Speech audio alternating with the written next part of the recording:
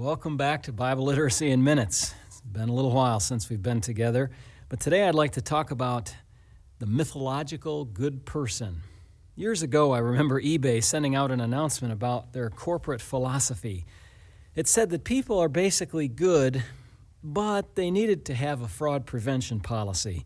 It was a stark reminder of two conflicting views that many people hold in their mind. All people are good, but there are bad people. But are people as good as you think? The Bible says this: there is none good, no, not one.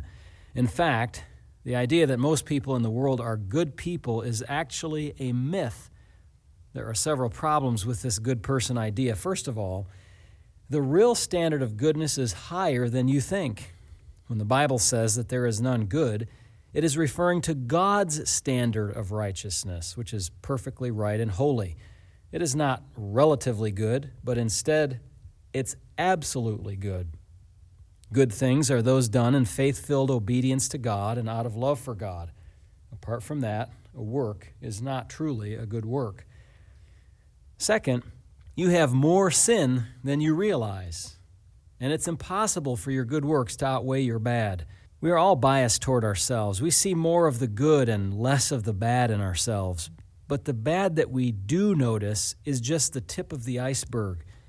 The tip of it above water represents the sin you consider when you compare it to your good behavior. What lies hidden out of sight, however, is a lot more bad than you might realize. Third, if you're not a Christian, then you are not qualified to do good works in the first place. Titus 1:16 and Isaiah 64:6 teach us that our good works are filthy before God because they come from sinful hands.